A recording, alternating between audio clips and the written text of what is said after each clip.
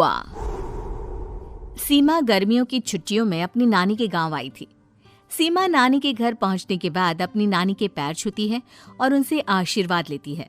तभी उसकी नानी उससे कहती है, इतनी बड़ी हो गई मेरी सीमा, चल जल्दी से हाथ मुंह धो ले, मैं तेरे लिए खाना लगा देती हूँ। भूख लगी होगी ना? हाँ नानी, भूख तो लग रही है मुझे, आपके हाथ के बने हुए पीले दाल और चावल खाने की। कितना टाइम हो गया है मुझे आपके हाथ का बना हुआ दाल चावल खाए हुए। तू तो नौकरी में व्यस्त थी, तो तुझे कहाँ से टाइम मिलेगा अपनी नानी के लिए? और जब इतने टाइम बाद आई है तो ज्यादा टाइम के लिए रुक कर जाएगी तू। हाँ नानी, इस बार पूरे 2 महीने के लिए आई हूँ। सीमा की नानी अंदर जाकर उसके लिए खाना बनाने लगती है।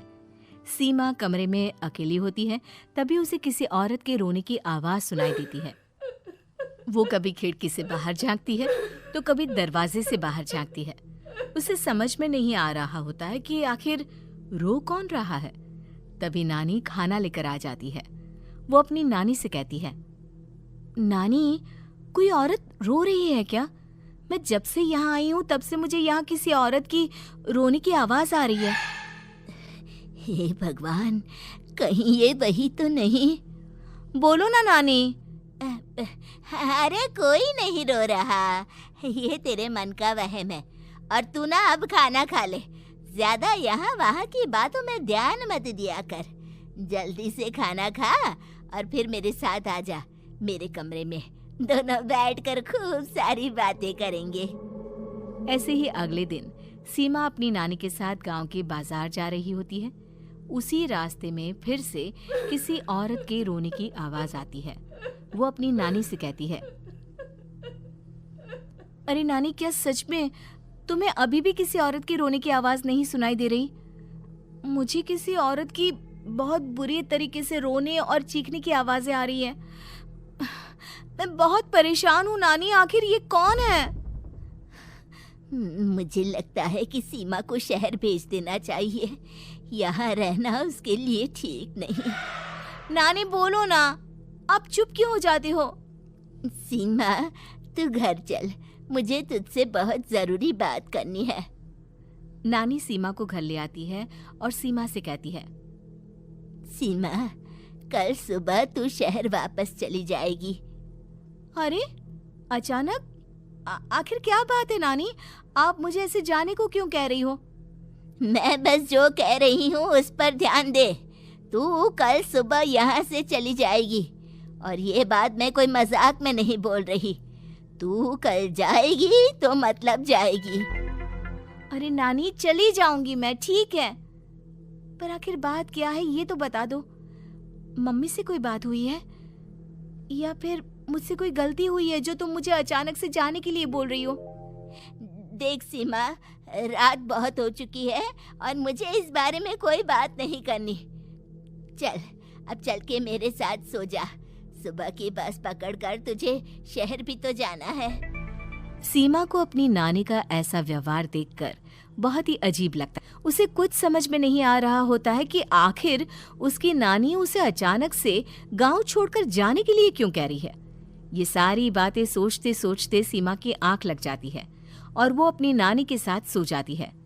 ऐसी ही आधी रात को सीमा को फिर से किसी औरत की रोने की आवाज सुनाई देती है।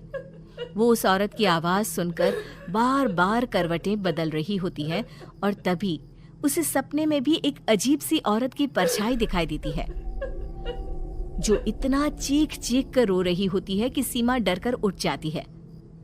वो पूरे पसीने पसीने हो रही होती है।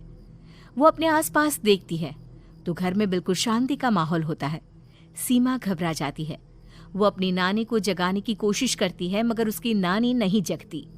सीमा को फिर से उस औरत की रोने की आवाज सुनाई देती है।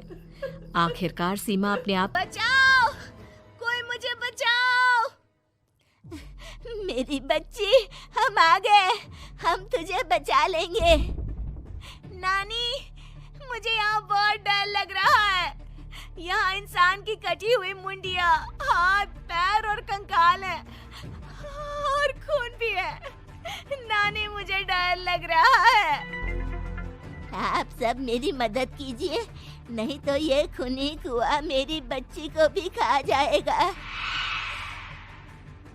अरे मुझे तो ये समझ में नहीं आ रहा कि आखिर इस खूनी कुएं को खोला किसने। सालों पहले इसको इतनी मुश्किलों के बाद तांत्रिक बाबा ने बंद किया था। अरे पूरा गांव खूनी कुएं के बारे में अच्छे से जानता है, तो कोई भी जानबूझकर तो ऐसा करेगा नहीं। मतलब किसी ने अनजाने में इसे खोल दिया है भैया। सीमा को इस बारे में मालूम नहीं था, और जब से वो यहाँ आई थी तभी से उसे किसी औरत के रोने की आवाज़ें भी सुनाई दे रही थी।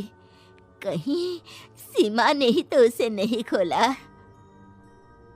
अगर ऐसा है तो फिर सीमा का बचना बहुत मुश्किल है। वहीं कुएं के अंदर सीमा रोते हुए बैठी होती है कि उसे आवाज सुनाई देती है जो कुएं के बाहर खड़े गांव वालों में से किसी को सुनाई नहीं देता। आज सालों के बाद मुझे ताजा खून मिलेगा। तेरा खून पीकर आज मैं अपनी प्यास बुझाऊंगा।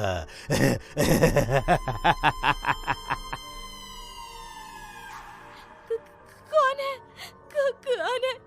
मत मारो प्लीज, मुझे जाने दो प्लीज। मैंने किसी का क्या बिगाड़ा है? वो तुझे मरने के बाद पता चल ही जाएगा। जितने में गांव वाले और सीमा की नानी कुछ सोच पाते, उतने में पहले सीमा के चिल्लाने की आवाज आती है और अगले ही पल सब शांत हो जाता है। क्या हुआ? सीमा, मेरी बेटी। माफ करना बहन, लेकिन अब सीमा वापस नहीं आएगी। हमें एक बार फिर से कुएं को बंद करना होगा। गांव वाले तभी तांत्रिक को बुला कर लाते हैं। एक बार फिर अपनी शक्ति से तांत्रिक बाबा उस कुएं को हमेशा हमेशा के लिए बंद कर देते हैं और वहां एक बोर्ड लगा दिया जाता है कि यहाँ आना मना है।